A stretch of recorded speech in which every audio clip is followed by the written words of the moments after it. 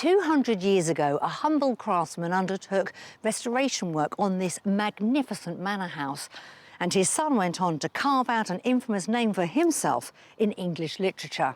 Find out where I am and who that famous writer was in just a moment.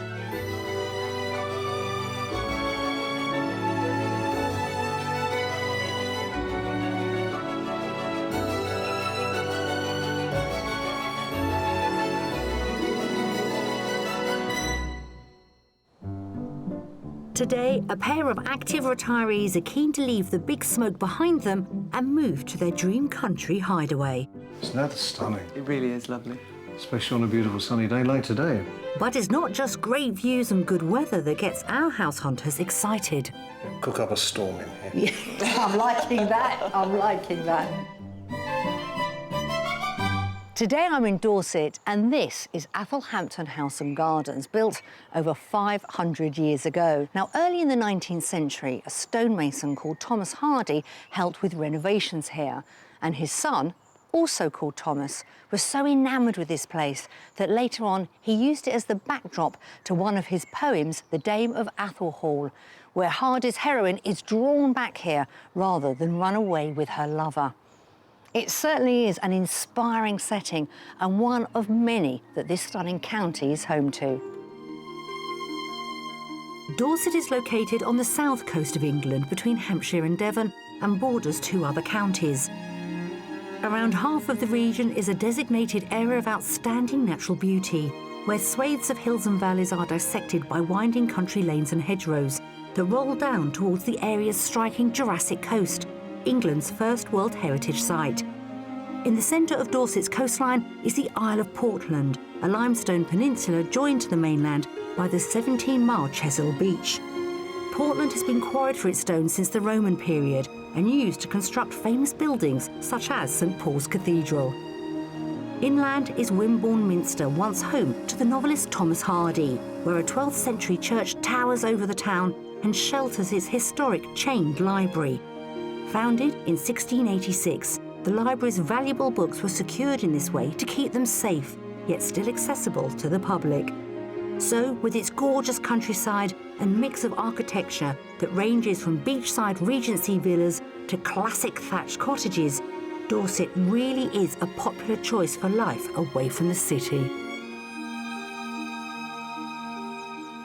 Dorset's desirable coastal location means you'll have to pay a premium if you want to live there, with the average price of a detached house costing around £333,000. Now that's just over £50,000 above the national figure.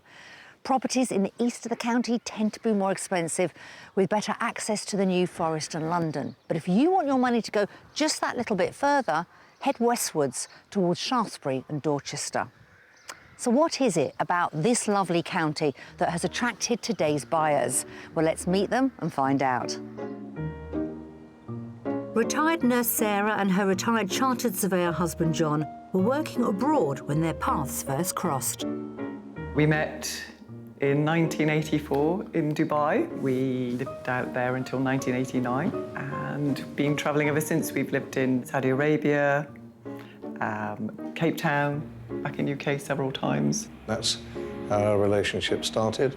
I would say it was love at first sight. We hit it off instantly. The start of all love affairs has to be a fantastic friendship, and I think we had that right from the outset. Yeah, we did. They married 4 years later, and since settling back in the UK some 15 years ago, home had been a two-bedroom flat with communal gardens in Putney, southwest London. We've sold our property and we're kind of living a pretty nomadic existence. It's really quite tough doing that at the moment. Sarah and John are an active pair and have loved their life in the big smoke, but it's not where they want to spend their retirement. Putney's changed over the years, and more particularly over the last 5 years, where there's been a lot of high-rise development. The traffic's really very heavy and it's got worse and worse and worse, and now it can take 30 minutes to get down the hill onto the high street if you drive the car. They're now ready to move on to pastures new. I used to spend a lot of time in the countryside at my grandparents'. It was a very carefree sort of life, and I really enjoyed that, and I kind of aspire to having that sort of life. Country life is at a different pace, and people have time for you. And that you won't find in a big city.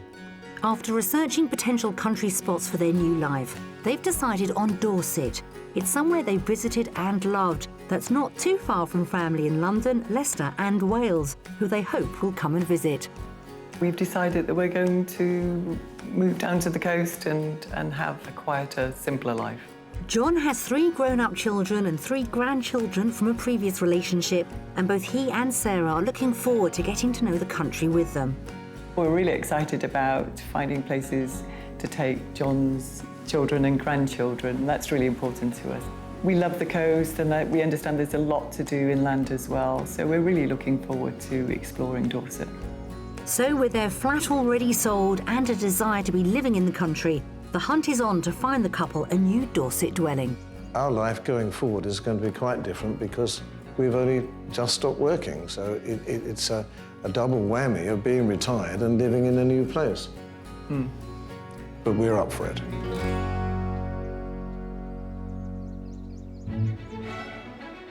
John and Sarah love the area around the town of Wimborne Minster, so they've asked us to concentrate our search to the east of the county. And before we embark on our property journey, I'm meeting them in Dorset to hear more about what they're looking for. Well, John and Sarah, welcome. Lovely to meet you both. Are you looking forward to the next few days? We really are, yes. Good. Well, Very much so. I have to say Dorset is one of my favourite counties. I probably shouldn't say that. I can see why you want to live here, but why is it going to work so well for you as your new home? Well, Dorset seems to offer everything that we want. It has market towns, beautiful countryside, and it's within easy striking distance of London and our family. What are you looking for with your property? We're looking for 3 to 4 bedrooms, a large kitchen so we can entertain family and friends, a garage for John. Yes. A garden, not too big, but something we can manage. An absolute must is an ensuite bathroom. We've lived in a small flat for so long that we absolutely have to have our own bathroom. So non-negotiable? Non-negotiable. And if it doesn't have an ensuite, but there's enough space to put one in, would you be prepared to take on a little bit of a project? Provided it wasn't too major, we could do something, yes. Is there anything that you really don't want to see when it comes to perhaps architectural styles or periods of property? Chalet-style houses. Anything else? Thatch. Yeah. Remind us again of your budget for this move. £650,000. Well, we do have some splendid properties lined up to show you. Shall we get started? Yeah. Great. If you'd like to follow me, thank you. Thank you. Sarah and John's budget of £650,000 is a generous one for the area, so it's a great starting point for our search. They're after a 3 to 4 bedroom house with an ensuite master and a large sociable kitchen. Outside, they want a garage that doubles up as a workshop for John, along with a manageable garden. And it should all be in a location close to amenities. We've gathered a variety of properties for Sarah and John to view, but they'll only discover the price after they've toured each house. And the final visit to the mystery house will present them with a challenge. But if they can rise to it, I think they'll be more than pleasantly surprised. What is this new adventure going to be like then? This new life, time on your hands? Have you got lots of projects in the back of your mind that you want to do? I think we both want to just have time to wind down, but I'd really like to get involved with the community a little bit, just kind of give something back. And John, tell me more about this shed. Is it a shed or is it going to be a workshop? A garage, but with enough space that I can set up a bench and play with some tools that I haven't had out of the box in years. Is it woodwork that you're into? Yes, mostly, with a speciality of making children's go-karts. So I'm guessing that these 3 to 4 bedrooms that you're after will be so there's enough room for the family and the grandchildren to come to stay? Very much so, yes. We're kicking off our tour around Dorset in the hamlet of East Stoke, which is 20 miles southwest of Wimborne. It's about 5 miles from the coast and 3 miles from the market town of Wareham. A real draw for locals and visitors, Wareham is home to an assortment of shops and eateries, plus a cinema and a museum charting the town's history, from prehistoric times to the present day. There's also the 1,000-year-old St Martin's Church, which is the oldest in Dorset and famous for its priceless effigy of Lawrence of Arabia. A 5-minute drive takes us to tranquil East Stoke, where we find the first house. So let me introduce you to our very first property. It's lovely, it's very neat. Absolutely beautifully kept. I spy some chalets. The good news is it's not a chalet home. Okay. However, it was a single-storey property when it was first built in 1930, and then 15 years ago being completely extended, so the upstairs was added using the original tiles. I think it looks really nice. It's very well presented. It's a nice-looking house. It has curb appeal. I'd second that. I think it's got lovely features and a beautiful entrance. Well, let's see what you make of the inside. This house was built in the 1930s and shows no sign of its former life as a bungalow. We're heading straight for the largest reception room, which is triple aspect and runs the entire length of the house from front to back. Here is your living room. The room itself is quite large. I think the way it's laid out, they've put this sofa here, so that makes it a bit smaller. If you look behind you, you see you've also got Okay. all of this space. Yes. Look at that outside. That really is beautiful. Great. All right, well, we'll continue through because we've got to show you the all-important kitchen. Okay. Across the hallway, the kitchen is sandwiched between a downstairs bathroom, a sizable utility room and the dining room. Now, you've emphasised you want a large kitchen. Well, it's a fine kitchen in terms of its space, and it's got enough area for a table and chairs so you can use it as a kitchen diner. But here's my expert on kitchens. Right, expert. What's the opinion? It's a great size. I mean, compared to what we've had, it's fantastic, really. But I kind of envisaged something a little bit bigger, and it's a little bit dark for me. Well, you have the conservatory next door, and that probably does make this room a little bit darker because that would have been an Yes. exterior wall originally. Yes. Let's head upstairs. Okay. Would you like to follow me? Up on the first floor, there's plenty of space too. The staircase leads up to a landing, which is almost a room in its own right, and 4 bedrooms. There's a large double ensuite with windows on 2 sides at the front of the house.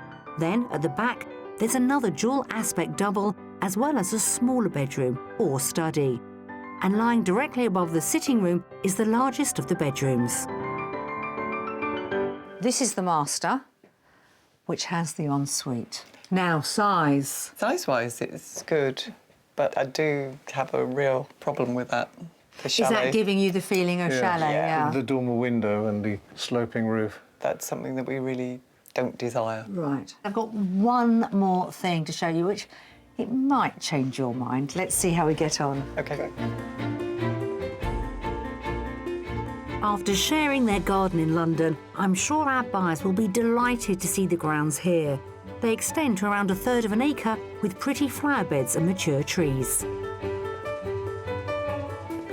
So we do have a rather beautiful garden here. Stunning, It's yes. absolutely beautiful. It's really well maintained.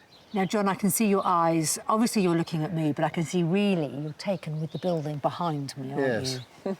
Because you've got a double garage, and above there's a mezzanine floor. Now, they use it as a gym, but plenty of space up there for your workshop. You've also got a greenhouse, potting shed. He's going to be happy out here, He's going to isn't be he? very happy. How much would you say our first property is on the market for?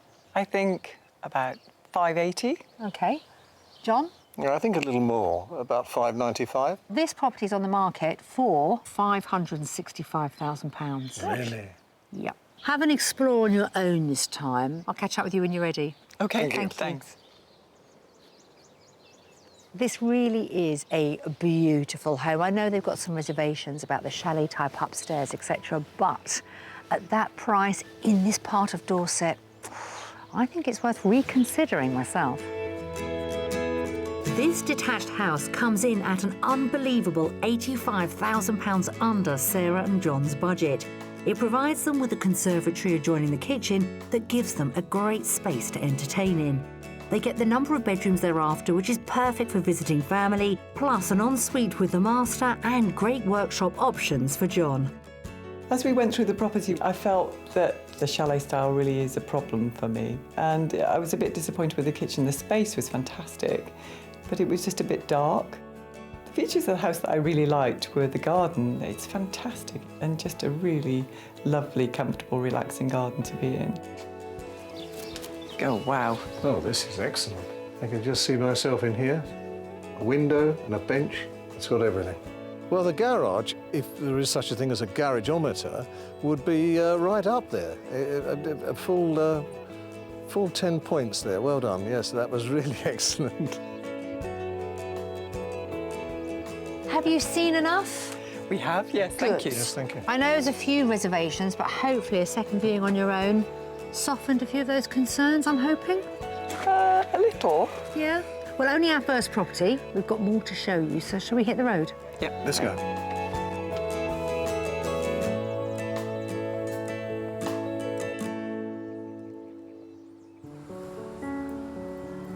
The Dorset market town of Wimborne Minster that has captured Sarah and John's interest is full of real historic character, and its streets are teeming with local wares and produce. We've arranged for them to visit a rural bakery just north of the town to meet bakery founder Jamie Campbell. He took on a second job 15 years ago, providing the area with his lovingly created version of a culinary staple, bread. And what brought you to Dorset, Jamie? Because your accent tells me you're not local. No, I'm Canadian. I'm from Toronto. I came to Dorset in about 1983. I love Dorset. I'm very happy here. Has this always been a bakery? No, this building started life as a stables. When we came here, it was pretty much derelict, but we were looking for some use for it. We couldn't find good bread in the area, and so we thought, well, something which would be personally interesting for us would be to turn it into a bakery. Were you always a baker? No, I'm an architect, in fact. That's my training. We had no experience in baking, no experience in running a bakery, no experience of the food business at all. So we were complete novices. So there's some hope for us then? There's some hope for everybody. If we could do it, there's hope for everybody. Jamie didn't want to open a bakery, he wanted to open an artisan one, making his bread as pure as possible by using traditional methods and the best ingredients. He believes what he produces is tastier and healthier than mass-produced bread, which is usually made at speed, which can compromise the flavour. There are other artisan producers in Dorset. I think there are a few unique points about us, though. We are organic, and we bake everything in a wood-fired oven. We do as much as possible by hand. The other thing is using as much time as possible for the dough to ferment. We give a lot of time for the dough to prove. How long does it take? One of our breads is called long fermentation bread. It takes about 24 hours. And the longer you give it, the longer it has to develop a fantastic flavor. Jamie makes 14 varieties of bread here and also runs bread-making classes. Today, Sarah and John are going to have a crash course to see exactly what goes into producing one of his basic white loaves, made using just 4 key ingredients. This is a white dough, which is made of white flour, yeast, salt, and water. There you go, John. First, they flatten the dough. The next step is to think of 12 o'clock, grab the dough at that point, and pull it across right in the center and press down. So you're making a fold. All the edges are folded in to make a parcel. Now, the next thing is to think of your arms as being like pistons, and you start to squeeze and lift the dough. How's that feeling? I think it's really therapeutic, actually. So how many loaves would you make in a day? Well, it varies, of course, according to the orders, but we generally make around 550, 650, 700 loaves a day. So how long would that take? That's about 1.5 8-hour shifts, so that's going to take about 12 hours. Jamie and his team of 4 artisan bakers produce 250,000 loaves a year, which end up in his own shop and other outlets, including farmers' markets, local shops and supermarkets. I guess bread making is actually very scientific, isn't it? Patisserie is like chemistry, and bread making is biology, because you're dealing with a living thing. And look at that. Perfect. I'm delighted. You're hired. You're hired and I'm fired. The loaves are placed on a couche, linen from France, which is ideal for proving bread. It folds easily, allowing the dough to prove without sticking to its neighbour. I'll put these in the proving cupboard. The loaves will rest in the cupboard for 45 minutes to an hour, allowing them to rise. After they've rested, they're scored, which also helps them rise, and then placed in the wood-fired oven for around 45 minutes to bake at 270 degrees centigrade. And while the bread magic is happening, Sarah and John are in for a treat. How's our bread doing? It's doing well, it's doing well. There'll be some loaves for you to take away later, but in the meantime, I thought we could taste some of this bread. So what have we got here, then? We have a 100% rye wholemeal sourdough bread. A true flavour of Dorset. That's delicious. That's absolutely fantastic. Thank you so much for having us here today and giving us the benefit of your knowledge and fantastic things that you do here. Thank you so much. Thanks for all your hard work. Thank you. So, after enjoying a taste of Dorset produce, it's time to serve up our next property. For our second offering, we're travelling north to the village of Sutton Waldron, which is around 17 miles northwest of Wimborne and less than a mile from the larger village of Fontmell Magna. Here, a variety of country houses sit against a rural backdrop, with all the necessary amenities close to hand. A 3-minute drive and we're in Sutton Waldron, with a village hall allowing locals to get stuck into community life, and the attractive St Bartholomew's Church, once described by the poet Sir John Betjeman as one of the best and most lovely examples of Victorian architecture. The village's quiet country lanes are flanked by a diverse range of attractive architectural styles, including our next house. It looks really interesting. Really Yeah. interesting, yeah. I don't see a garage. OK, well, I can fix that one straight away because you've got a double carport Oh, okay. and a garage. Oh, really? Yeah. That's great. Don't worry, John, we thought of you with the garage. Not going to let you down with that one. No, you didn't. Well done. And hopefully we're not going to let you down with our second house. I can't wait to go in. Come on then, let's see. This beautiful-looking house, built from brick and stone, is thought to date back to the 1860s. It's believed that it started life as a farm building and later became a home, which it no longer is today, as the owners have already moved out. It's part furnished, so Sarah and John will need to use a little imagination. We're entering via the side door and going past the utility room straight to the kitchen. Wow. It's got a range. I like the size of it. I like the cabinets. Again, it's a bit dark. 2 windows there and then one behind us. What you could do, the second window, you could actually make that into a door. That would change it a lot. Yeah, I don't think it'd be a big job either. No? I like the feel of it. I could definitely do something with it. Yeah, cook up a storm in here. Yeah, I'm liking that. I'm liking that. All the rooms on this floor flow off a long corridor.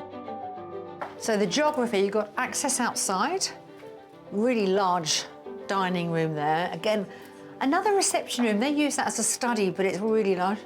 Little, very small toilet. And then right at the end of the hallway, you've got your sitting room.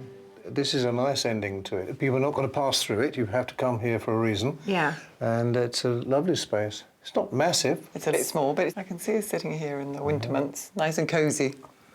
It's a really cosy room. Well, the good news is we can all see the potential in the ground floor. Let's see what you think of upstairs. Okay. Upstairs, there's a small family bathroom and 4 bedrooms, all in the eaves. There's a dual aspect double with an ensuite, 2 further doubles overlooking the front of the house, and over the sitting room is the biggest of them all. So this is our master bedroom. And the good news is, although it might need a little bit of love and care, it does have an ensuite. Which is good. Size-wise? Feels a little bit cosy for me. You're scared to say the S word, aren't you? I am. It does feel a little bit small to me. Maybe it's the low ceilings. Well, it's a 4-bedroom house. Yeah. So it has the opportunity to have a dressing room. Yes. Yeah. OK, so that's an opportunity Yeah. too. Needs a little bit of love and care, I think, on this floor as well. Yes. Got to consider that is a little bit of a project. Let's head back downstairs, take a look at the garden. Space definitely seems high on Sarah's list of priorities, and I don't think she'll have a problem with the grounds here. There's an expansive lawn with pretty borders and a patio area perfect for enjoying summer evenings. Now, looking at the property from here, I mean, we liked it from the front, didn't we? We thought it had curb appeal.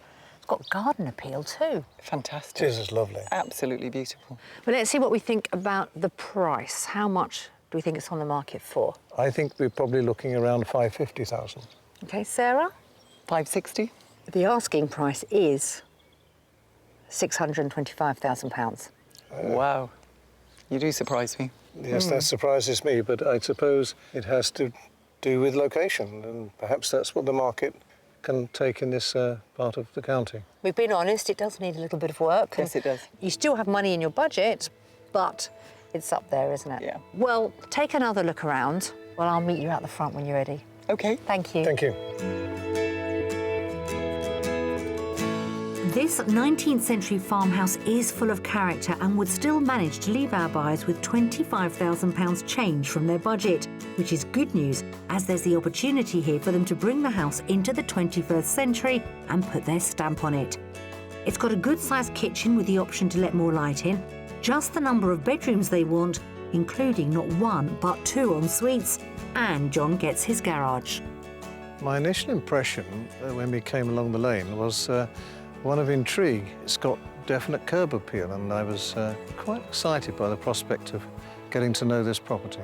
When we came into the kitchen, I liked the feel of the kitchen, and I could see that you could make some changes to make it more to our taste.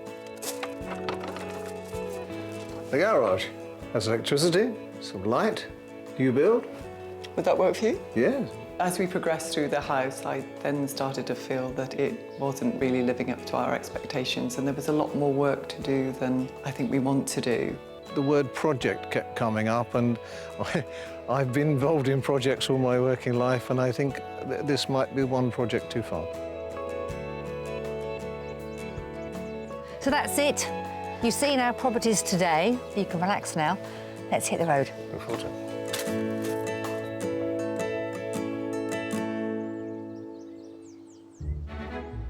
It's the second day of our Dorset property hunt, and with a healthy budget of £650,000 in their pockets, we're on a quest to find Sarah and John from Putney, southwest London, a country home to retire to. Coming up, there's a big reveal in store with our mystery house. Yeah, that is a surprise. Yeah? Well done. And I'll be following in the steps of the dinosaurs with a visit to the county's Jurassic coast. Do we have any idea how long it's going to last? It could be a few hundred years, few thousand years. We just don't know. Very much depends on the weather.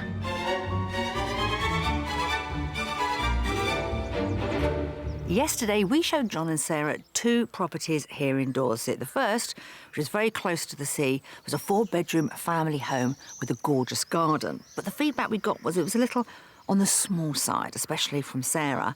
Our second home, which was north of the region, beautiful property, great grounds. Again, the rooms were felt to be a little bit too small in places.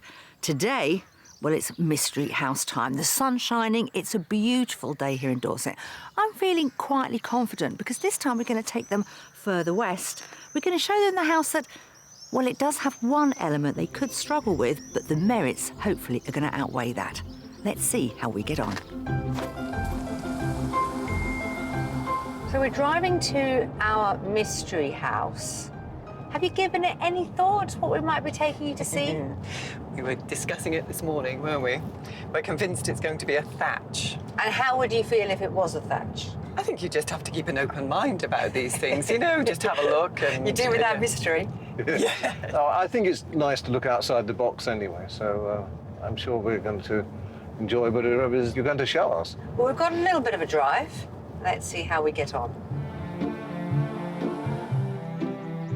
For our mystery house, we're journeying over towards the west of the county, just 3 miles past Dorchester, to the village of Bradford Peveril. The village, which sits in the Froome Valley, has a busy village hall uniting the local community. There's a handsome show of houses, many built of brick and stone, all surrounded by farmland and country walks. The 60-mile Froome Valley Trail, which follows the River Froome, meanders through Bradford Peveril, taking in the local scenery and wildlife. On the edge of the village is our final offering, and today I'm hoping it might raise the roof.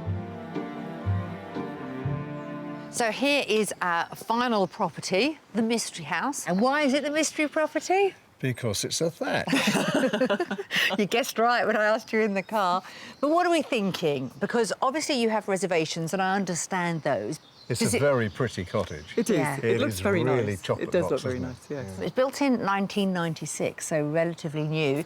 The actual ridge at the top was replaced this year. It's been dressed, that's the official term for it. And the thatcher says that's got a good 10 years still to go. Okay.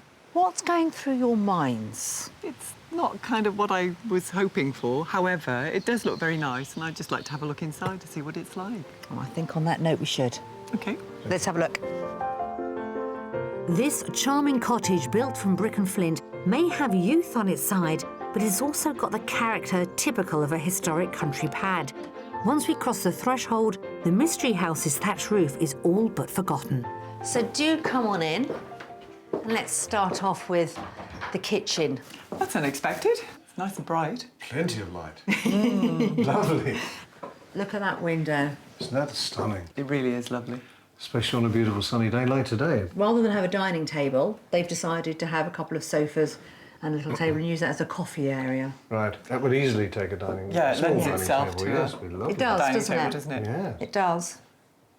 Yeah, that is a surprise. Yeah? Yeah. Well done. We're smiling. That's good, I'll smile then. I particularly love the butcher's block. Yes, that is nice. Although, you know, this house is relatively new, it's got bags of character. Yes, it's built very sympathetically. There's exposed brickwork, some lovely old beams that they've recovered and used here. It's authentic. Is this more what you had in mind? Absolutely. Excellent. Let's see what you make next door. The kitchen runs from the front to the back of the house and has a small utility room off it. Then across the hallway, we find the sitting room. So, here's your first reception room with access to the garden, but then next door, but you've got a second green oak garden room here. Gosh, that's really unexpected. So this has been added more recently. This is actually an extension, and I think looking at the size of that reception room, it really benefits from having a second one next door. Yes, Yes. absolutely. So you've got doors opening onto your garden, and again, the way it's been designed, it does maximise this elevated position that we have on the hill overlooking that countryside. It's phenomenal. It is. Little addition for you. Either of you wine connoisseurs? A connoisseur, no. No. Passionate about wine then? Yes. You got me there. You have your own wine cellar. Really? No. Yeah. I It's don't. carpeted. Really cool temperature. It's been beautifully done. Really? I'll let you explore that on your own. Okay. Should we continue upstairs? Yeah, Yes, please. absolutely.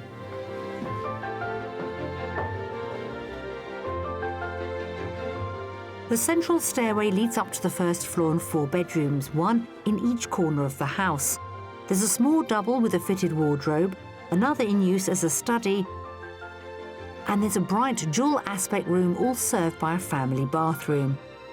But we're heading to the largest of the 4. Now, this is our master bedroom. Okay. It has the ensuite. Right. Perhaps not the largest of master bedrooms, No. but take a look out of that view of the window. Yes, it's magnificent. I love the timber flooring. Yeah. That's good, and it's got an ensuite, which is great. Yes. Time to head back downstairs. We've got to talk how much the Mystery House is on the market for. Oh. Okay. Our Mystery House's thatched roof may have shocked Sarah and John, but it seems its interior is surprising them in a good way. And the surprises continue outside in a landscape garden complete with a raised patio and a far-reaching vista. From here, there's also a fabulous view of the back of the house, where the garden room can be fully appreciated in all its glory. So looking at the property, it looks like, in a way, it looks like a doll's house to me, standing here. It does. It's beautiful, actually. Very attractive. Yeah. Behind us, you've got your vegetable patch, which has been raised, and there's a little shed at the bottom. Don't want John to feel too neglected. You have a double garage, has electricity, good enough to park a car and have a little bit of a workshop there. Excellent. So how are we feeling about getting the price for the final time with our splendid Mystery House? But I'm going to be at £640,000. Right. Okay. I think the downstairs was beautiful, but upstairs was a bit smaller than I would have expected for a property like this. So I'm going to say £590. The asking price is offers over £500,000. I won. I want you to be delighted on the price. Fantastic. That is amazing. Yeah. That is amazing. Does change things somewhat, doesn't it? It does. Completely. Yeah. Absolutely. Take your time, please do. See you Okay. later. Thank you. Thanks. This 19-year-old cottage has come in at a remarkable £150,000 under Sarah and John's budget. Now, our mystery house may have the thatched roof they didn't want, but there's no denying this country home has charmed them both with its great space indoors.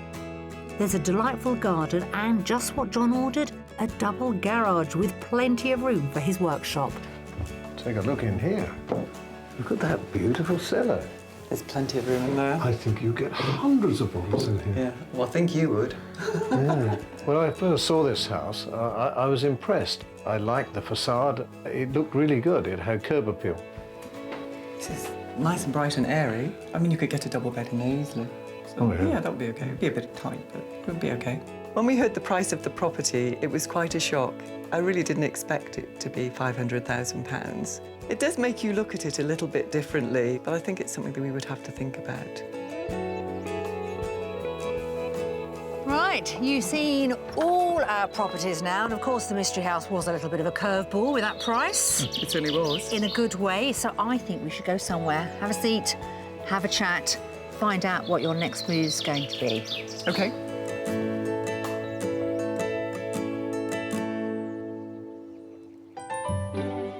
To the south of the Dorset area of outstanding natural beauty is the privately owned Lulworth Estate, with its resplendent castle and over 12,000 acres of beautiful countryside, as well as 5 miles of Jurassic coastline.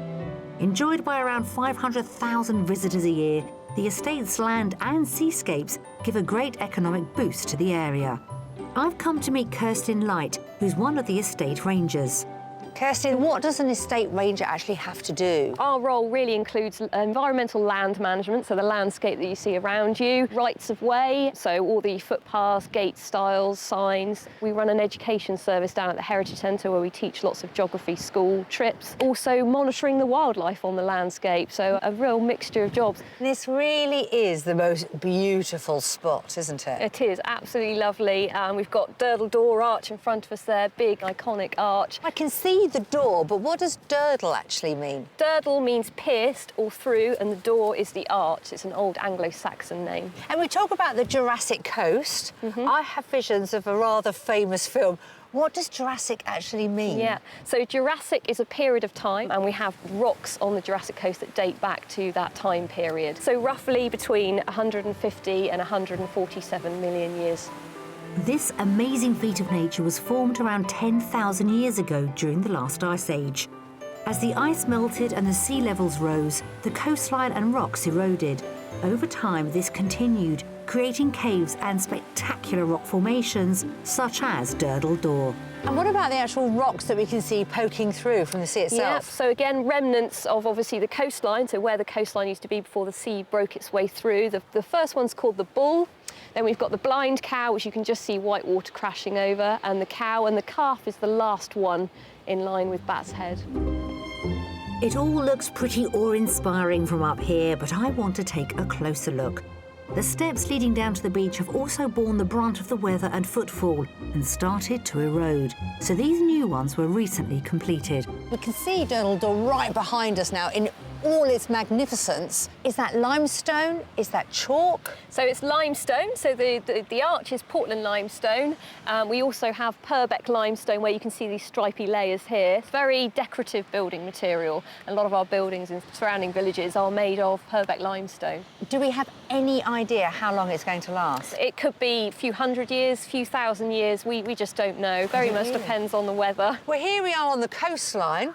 I can see it's an ongoing thing. Looking, I've got loads of tourists here today, and we're not even in the peak season. No. But you also work the countryside as well, don't you? That's right, yeah. So coast and inland a little bit more. The busiest part of the Lulworth Estate is on the coast here. You'll go 4 miles inland and it's very, very quiet. So very varied on the Lulworth Estate, really. Around a 15-minute walk inland, the landscape is just as spectacular. It's in a conservation area with chalky soil typical of this coastal region, attracting many plants and wildlife not found elsewhere. Now, that's quite a climb up from the cliffs, isn't it? But here we are, surrounded by countryside. I can see the cows happily grazing behind us. Is this all Yes. part of the estate? Yes, you can see over there some of our sites, really nice rare chalk down habitat. So part of preserving that habitat is some ongoing management, and the cows are an important part of that management. They're acting like lawnmowers. They're keeping that grass fairly short. When it starts to get a bit longer, you start to get some of the undesirable things growing up. So we can see some remnants of some gorse and some scrub that encroaches on the landscape, shading out and encroaching on some of the desirable plants that we want to encourage up there. The gorse needs to be kept at bay to allow plants like horseshoe vetch to grow. The beautiful Adonis blue butterfly only lays its eggs on horseshoe vetch, so it's important that it's allowed to bloom. And is there a fine balance of managing an estate of this size, but also having 500,000 or so tourists coming every year? I mean, are tourist Yes. numbers up? Yeah, tourist numbers are up, and it's really about balancing tourism with conservation, so the two have to go hand in hand. Well, thank you so much for sharing your time with us today. It's been wonderful. Oh, thank you very much. Well, as John and Sarah have already sold their home, we really wanted to find them that perfect property here in Dorset. But let's be honest, we have struggled over the last few days. Let's hear what they've got to say.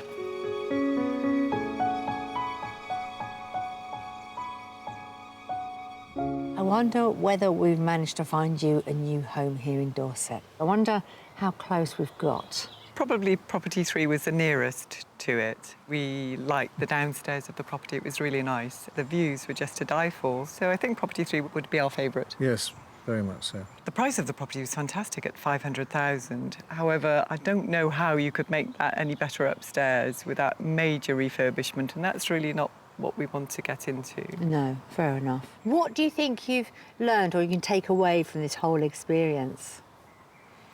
I think it's broadened our horizons. We've seen a different part of Dorset and places that we wouldn't have considered going to. So that's really helped us. And I think we will branch out a bit more. We've been a bit sort of confined in where we've been looking, but I think we will look further afield now. I think what we will do in the short term is probably look to take a rental property so that we're here in place and we can react quickly and move around constantly in our quest to find a home. Positive things to take away, even though we didn't manage to find you. Absolutely. The Yeah. right It's been a home. really good experience, and it really has helped us to kind of pinpoint exactly what we want to do. Well, enjoy your new lives in Dorset. It's been our pleasure to show you around this county. Thank you. Thank you. Thank you. Well, there you have it. John and Sarah liked our properties, but didn't love any of them enough for a second viewing. Now, in theory and on paper, we gave them everything that they asked for and within budget. But in practice, what they crave is actually space, much more of it within the houses themselves. The good news is they've decided to rent down here and continue their search. So we wish them all the very best with their new retired lives here in Dorset. See you again on Escape to the Country. If you would like to escape to the country in Northern Ireland, Scotland, Wales or England and need our help, please apply online at bbc.co.uk/be on a show.